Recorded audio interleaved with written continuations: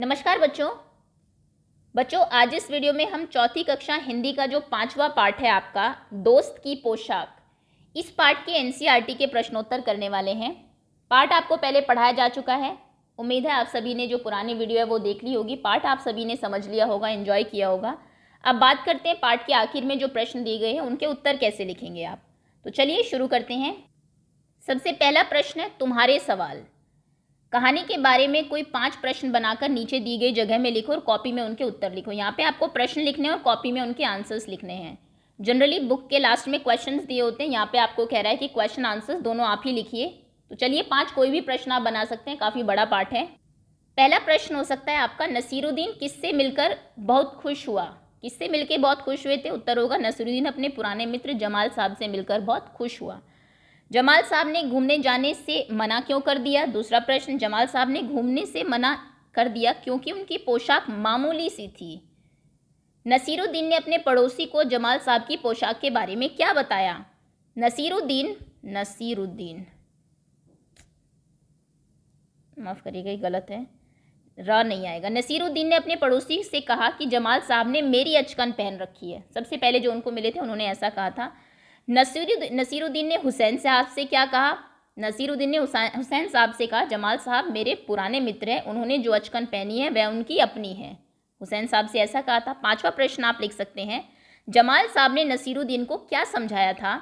जमाल साहब ने नसीरुद्दीन को समझाया था कि पोशाक के बारे में कुछ न कहना ही अच्छा है। आखिर में लेकिन फिर उन्होंने वही कहा कि इन्होंने जो पोशाक पहनी है उसके बारे में मैं ना ही कहूँ तो अच्छा है ना।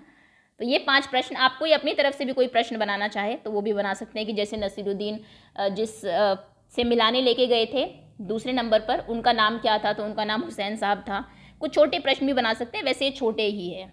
चलिए अगला प्रश्न, तुम्हारी बात। नसीरुद्दीन और जमाल साहब बन ठन कर घूमने निकले। तुम बन ठन कर कहाँ कहाँ जाते हो और तुम किस तरह से बनते ठनते हो?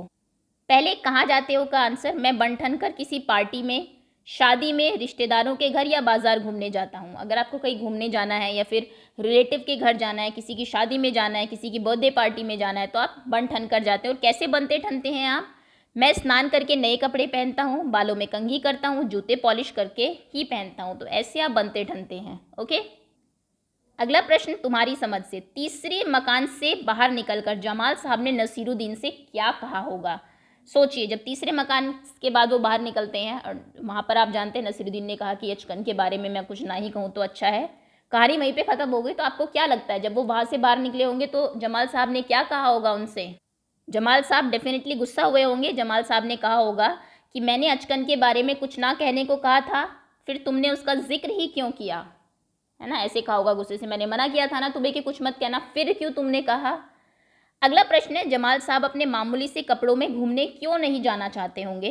क्या कारण था? उन्होंने मना किया था ना कि मेरे पास तो मामूली कपड़े, मैं नहीं जाऊंगा। मामूली कपड़े पहन के घूमने क्यों नहीं जाना चाहते होंगे? जमाल साहब मामूली से कपड़ों में घूमते तो लोग कहते कि उनके पास अच्छे कपड़े नहीं हैं, इसलिए शायद से जमाल साहब अपने मामूली से कपड़ों में घूमने नहीं जाना चाहते होंगे। अगर मामूली कपड़ों में जाएंगे तो लोग सोचेंगे कि शायद इनके पास कपड़े नहीं होंगे, तो इसलिए उन्होंने सोचा कि मैं नहीं जाता हूँ। अगला प्रश्न है, नसीरुद्दीन अपनी अचकन के बारे में हमेशा क्यों बताते होंगे? आपने देखा है कि बार बार वो जाके ये मेरी है, ये इनकी है, मैं कुछ ना कहूँ तो अच्छा है। तो क्यों ऐसा था? नसीरुद्दीन एक मजाकिया इंसान थे। इनकी, जैसा कि मैंने कहा, आप इंग्लिश में भी कहानी पढ़ेंगे तो ये काफ़ी मजाकिया है। वे अपने दोस्त से मजाक करने के लिए, ये करे नहीं करने होगा, करने के लिए अपनी अचकन के बारे में हमेशा बताते होंगे शायद से। तो मजाकिया थे, अपने दोस्त से मजाक कर रहे थे, इसलिए शायद वो हमेशा जाके पहले अचकन के बारे में ही बताते होंगे। अगला प्रश्न है, गपशप। जब जमाल साहब और नसीरुद्दीन हुसैन साहब के घर से बाहर निकले तो उन्होंने अपनी बेगम को नसीरुद्दीन और जमाल से मुलाकात का किस्सा सुनाया। सेकंड नंबर पे जब वो हुसैन साहब के घर जाते हैं, आपको पता है ना, जब पहली बार में तो नसीरुद्दीन कहता है ये मेरी अचकन है। जब वो जमाल साहब को लेकर हुसैन के यहाँ जाता है तो वो कहता है कि ये अचकन जमाल साहब की ही है। तो जब वो वहाँ से चले जाते हैं, हुसैन साहब अपनी जो बेगम है उनसे बात करते हैं और बताते हैं कि आज ये दोनों आए हैं। उन दोनों के बीच में बातचीत हुई होगी, लिख कर बताओ, आपको यहाँ पे ये कंप्लीट करना है। बेगम ने कहा होगा कौन आया था? हुसैन साहब ने कहा होगा नसीरुद्दीन अपने दोस्त के साथ आया था। फिर आगे क्या क्या बातें हुई होगी? वैसे तो ये आपको खुद ही लिखना है, पर फिर भी मैं बता देती हूँ। जब उन्होंने कहा कि नसीरुद्दीन अपने दोस्त के साथ आया था, बेगम पूछती हैं किस दोस्त के साथ? हुसैन साहब कहते हैं जमाल नाम का कोई पुराना दोस्त था। नसीरुद्दीन कह रहा था कि जो अचकन जमाल ने पहनी है वह उनकी अपनी है। बताया होगा उन्होंने कि नसीरुद्दीन ऐसे कह रहा था। बेगम हंसी होगी ज़रूर, उन्होंने कहा होगा तब ज़रूर ही वह अचकन उनकी अपनी नहीं होगी, क्योंकि पड़ोसी है, नसीरुद्दीन को जानते हैं कितने मजाकिया है वो। तो उन्हें कहा होगा अगर ऐसा कहा नसीरुद्दीन ने तो ज़रूर वो जमाल साहब की अपनी नहीं होगी। हुसैन साहब ने हंस के कहा होगा हाँ हाँ, उसने तो नसीरुद्दीन की अचकन पहन रखी थी। नसीरुद्दीन की अगर अचकन है इतनी चमकीली भड़कीली, पहले ज़रूर उन्होंने कहीं पहनी होगी, आस पड़ोस के लोग तो पहचान ही गए होंगे। तो हुसैन साहब ने कहा था कि हाँ हाँ, उन्होंने जो है अचकन वो उनकी ही पहनी हुई थी, नसीरुद्दीन की पहनी हुई थी। ठीक है, ऐसी कुछ बात हुई होगी। आप चाहे तो अपना कोई डिफरेंट आंसर भी इसमें लिख सकते हैं। अगला है घूमना फिरना। नसीरुद्दीन ने कहा चलो दोस्त मोहल्ले में घूम आए। जब नसीरुद्दीन अपने दोस्त से मिले तो उसे मोहल्ला दिखाने ले गए। जब तुम अपने दोस्तों से मिलते हो तब क्या क्या करते हो? आप अपने दोस्त से मिलोगे तो क्या क्या करोगे? जब मैं अपने दोस्तों से मिलता हूँ तब उनके साथ खाता पीता हूँ, उन्हें साथ लेकर पार्क में घूमने जाता हूँ और उनके साथ खेलता हूँ। मिलेंगे तो खेलेंगे, चलो पार्क में घूम आते हैं, चलो कुछ खाने चलते हैं, ऐसा ही करते हैं ना, स्कूल कैंटीन पर चलते हैं। तो ये आप करते हैं जब आप किसी अपने दोस्त से मिलते हैं। अगला प्रश्न है करके दिखाओ। नीचे कुछ वाक्य दिए गए हैं, तुम्हें इनका अभिनय करना है, इनकी एक्टिंग करनी है। तुम चाहो तो कहानी में देख सकते हो कि इन कामों का जिक्र कहाँ आया है। बन ठन कर घूमने के लिए निकलना, बन ठन कर घूमने के लिए निकलना की एक्टिंग आप करेंगे क्लास में, बालों में ऐसे हाथ लगाएंगे जैसे आप स्टाइल से चलते हैं और फिर बाहर घूमने के लिए जाएंगे। घड़ों पानी गिरना मतलब शर्मिंदा होना, तो थोड़ा शर्मा के दिखाएंगे, किसी ने आपकी इंसल्ट की तो आपको जो है शर्मिंदा आप हो गए। मुंह बनाकर शिकायत करना, थोड़ा गुस्से से मुंह बनाकर, मुंह टेढ़ा करके किससे शिकायत करेंगे। गर्मजोशी से स्वागत करना, कोई क्लास में आएगा और आप उनका बड़े खुशी से अरे कितने दिनों बाद दिखाई दिए, आइए आइए, उत्साह से पूरे उनको वेलकम करेंगे। नाराज़ होना, ये एक्टिंग करनी है आपको अपने किसी दोस्त से नाराज़ होने की, उससे बात नहीं करेंगे, वो कुछ आपसे कहेगा तो मुंह फेर लेंगे। देखते ही रह जाना, जब कोई चीज़ आप बड़ी ही अच्छी कोई चीज़ देखते हैं, मान लीजिए आप मेले में गए, वहाँ पे आपने कोई ऐसा झूला देखा जिसे आप देखे तो देखते ही रह गए, मंत्रमुग्ध हो गए, तो ऐसी कोई चीज़ आप देखेंगे आंखें बड़ी कर लेंगे और वही एक्टिंग होती है देखते ही रह जाना, मतलब दंग रह जाना किसी चीज़ को देखकर। ये एक्टिंग करनी है आपको। हो सकता है आप में से कोई बड़ा होकर एक्टर ही बन जाए, सभी चीज़ें आपको सिखाई जाएगी हिंदी में। खैर, अगला प्रश्न है घड़ों पानी पड़ना। नसीरुद्दीन की बात सुनकर जमाल साहब पर तो मानो घड़ों पानी पड़ गया। घड़ों पानी पड़ना एक मुहावरा है, इसका क्या मतलब हो सकता है? घड़ों पानी पड़ना मतलब, ये मैं आपको पार्ट में भी बता चुकी हूँ, शर्मिंदा होना, शर्मिंदा होना। पता लगाओ। ठीक है, हमने पता लगा लिया। तुम इसका मतलब पता करने के लिए अपने साथियों या बड़ों से बातचीत कर सकते हो या शब्दकोश भी देख सकते हो। ठीक है, इन मुहावरों को सुनकर मन में एक चित्र सा बनता है, जैसे घड़ों पानी पड़ना तो ऐसा लगता है कोई आदमी बैठा हुआ है, उसके ऊपर घड़े से पानी डाला जा रहा है, ऐसा कुछ चित्र बनता है ना। हालांकि मतलब बिल्कुल अलग है, लेकिन जो पिक्चर बनती है मन में मुहावरा सुन के। नीचे आपको कुछ मुहावरे दिए गए हैं, इनमें से किन्हीं दो मुहावरों का चित्र आपको बनाना है। जैसे कि सिर मुंडाते ही ओले पड़ना, इसका आप चित्र बना सकते हैं। यहाँ पे बादल बना दीजिए, बादल के साथ यहाँ पे ओले पड़ रहे हैं, एक आदमी ने सिर मुंडाया मतलब इधर देख रहा है वो ऐसे, और उस इधर ओले गिर रहे हैं। ओके, तो जैसे आपने सिर मुंडाया मतलब कोई काम आप करने चले तभी ओले पड़ गए, तभी कोई परेशानी आ गई। ऊँट के मुंह में जीरा, एक ऊँट बनाइए मुंह खोले हुए और उसके मुंह में छोटी सी कोई चीज़ लिख दीजिए, रख दीजिए, मतलब कोई बहुत बड़ा जो है उसको थोड़ी सी चीज़ मिलना। एक बड़े आदमी जिसकी जो 10-12 रोटी खाता है उसको आपने सिर्फ एक ही रोटी दी, तो वो तो ऊँट के मुंह में जीरा जैसा है, मतलब बहुत कम मिलना। दिए तले अंधेरा, दिया बना दीजिए जलता हुआ और उसके नीचे यहाँ पे अंधेरा बना दीजिए।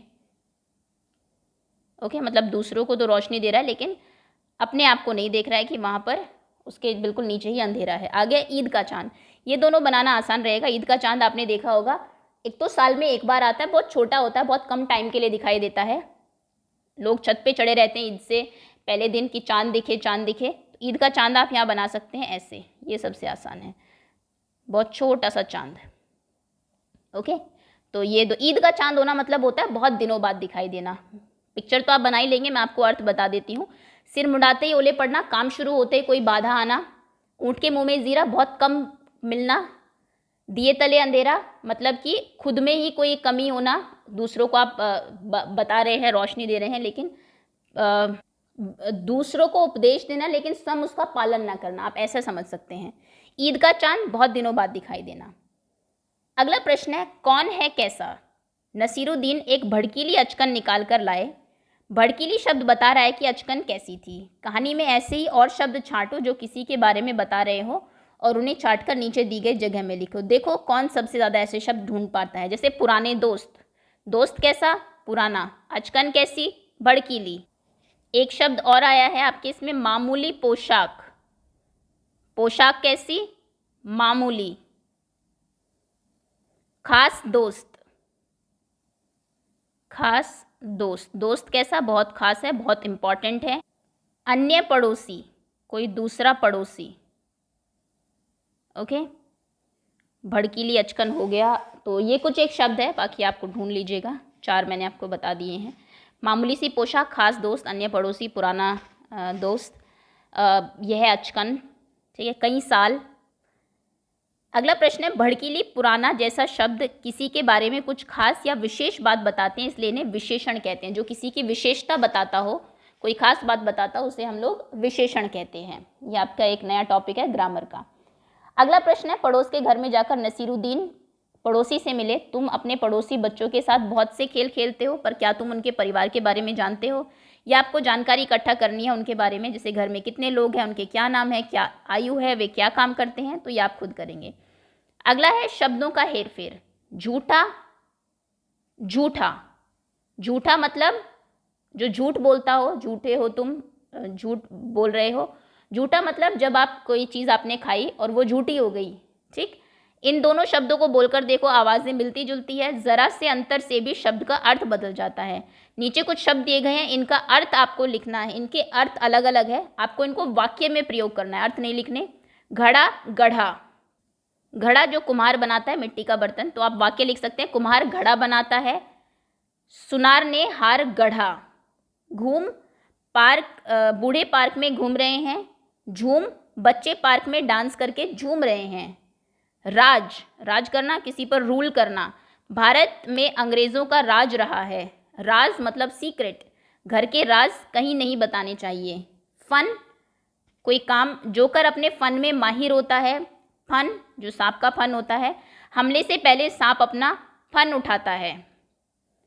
सजा, सजाना, डेकोरेट करना, दिवाली में सारा शहर सजा होता है। सज़ा, किसी को पनिश करना, चोरी करने पर सज़ा हो जाती है। खोल, खोलना, दुकानदार ने दुकान खोल दी, ओपन कर दी। खौलना मतलब उबलना, गुस्से के कारण रमन का खून खौल गया या फिर पानी खौल गया, उबलते उबलते पानी खौल गया। ठीक, तो ये आप इनके वाक्य लिख सकते हैं जिससे कि मीनिंग अच्छे से क्लियर हो जाए। आगे आपको एक और कहानी दी हुई, जल्दी से इसे पढ़ लेते हैं। नसीरुद्दीन का निशाना, ये आपको इंग्लिश में भी देखने को मिलेगी। एक दिन नसीरुद्दीन अपने दोस्त के साथ बैठे बतिया रहे थे। बात ही बात में उन्होंने गप मारना शुरू कर दिया। गप मारना मतलब बढ़ा चढ़ाकर बातें करना। तीरंदाजी में मेरा मुकाबला कोई नहीं कर सकता। मैं धनुष कसता हूँ, निशाना साधता हूँ और तीर छोड़ता हूँ। तीर सीधा निशाने पर जाकर लगता है। अपनी बात बता रहे हैं कि मैं बहुत अच्छा हूँ तीरंदाजी में, आर्चरी जो होती है, सीधा धनुष उठाता हूँ, खींचता हूँ और सीधा निशाने पर जाकर लगता है। दोस्तों को विश्वास नहीं हुआ। उन्होंने नसीरुद्दीन की परीक्षा लेने का फैसला किया। ये नसीरुद्दीन है, देखिए। एक दोस्त भागा भागा गया और तीर धनुष लेकर आया। नसीरुद्दीन को थमाते हुए उसने कहा, ये लो तीर धनुष और अब साधो अपना निशाना उस लक्ष्य पर। तुम कह रहे थे ना इतने अच्छे हो, तो ये लो तीर धनुष और वो जो सामने ये तुम्हारा टारगेट है, इस पर निशाना लगा के दिखाओ। देखते हैं कि तुम सच बोल रहे हो या झूठ। नसीरुद्दीन फंस गए। उन्होंने धनुष अपने हाथों में उठाया, डोर खींची, निशाना साधा और छोड़ दिया तीर को। आवाज़ के साथ तीर निशाने पर नहीं लगा, बल्कि वह तो बीच में ही गिर गया। ये दीवार अगर है, मान लीजिए यहाँ पे आपको निशाना लगाना है, इन्होंने तीर फेंका यहाँ से धनुष से और वो यहीं पे गिर गया, आके सामने लगा भी नहीं। सभी दोस्त हंसने लगे। क्या यही तुम्हारा बेहतरीन निशाना था? उन्होंने कहा, हंस के कहा कि ये था तुम्हारा बेहतरीन निशाना, इतनी तारीफ कर रहे थे तुम। नहीं नहीं, हरगिज़ नहीं, यह तो काजी का निशाना था। मैं तो तुम्हें दिखा रहा था कि काजी कैसे निशाना लगाता है। नसीरुद्दीन अपनी बात बहुत जल्दी पलटते थे और उन्होंने कहा कि ये तो मैं तुम्हें बता रहा था कि देखो काजी ऐसे निशाना लगाता है। इतना कहते हुए नसीरुद्दीन ने दोबारा धनुष उठाया, डोर खींची, निशाना साधा और तीर को छोड़ दिया। फिर से शू की आवाज़ करके तीर गया। इस बार तीर पहले तीर से तो थोड़ा आगे निकला, पर निशाना फिर भी चूक गया। पहले जहाँ गिरा था उससे थोड़ा सा आगे था, लेकिन निशाने पे अब भी नहीं लगा। दोस्तों ने कहा, यह तो ज़रूर तुम्हारा ही निशाना था नसीरुद्दीन। बिल्कुल नहीं, नसीरुद्दीन ने कहा, यह मेरा नहीं, सेनापति का निशाना था। मैं तो तुम्हें दिखा रहा था सेनापति कैसे निशाना लगाता है। एक दोस्त ने ताना कसा, सूची में अगला कौन है? अब आगे किसका निशाना दिखाने वाले हो? आगे कौन है लिस्ट में? यह सुनते ही सबने जमकर ठाका लगाया। सब जोर से हंसने लगे नसीरुद्दीन के ऊपर। नसीरुद्दीन खामोश रहा, चुप रहा। उसने चुपचाप एक और तीर उठाया। नसीरुद्दीन ने एक बार फिर तीर चलाया और इस बार तीर ठीक निशाने पर लग गया। जहाँ टारगेट था बिल्कुल वहीं पे जाके तीर लगा। आश्चर्य से नसीरुद्दीन की ओर मुंह बाएं ताकने लगे। सभी लोग जो थे वो अचंभे से उसकी तरफ देखने लगे। इससे पहले कि कोई कुछ कह पाता, नसीरुद्दीन ने एक विजेता के अंदाज में कहा, देखा तुमने, यह था मेरा निशाना। मतलब जो चूक गया वो तो किसी और का था, और जो बिल्कुल लगा जाके टारगेट के ऊपर, देखिए बिल्कुल यहाँ पे एप्पल पे लगा है ये, तो वो अपना निशाना कह दिया। ऐसे हैं नसीरुद्दीन, बहुत सारी कहानियाँ हैं इनकी। चलिए इसी के साथ ही आपका पार्ट भी ख़त्म होता है। उम्मीद है प्रश्नोत्तर आप सभी को समझ में आ गए होंगे। Thank you so much for watching. बहुत बहुत धन्यवाद आपका।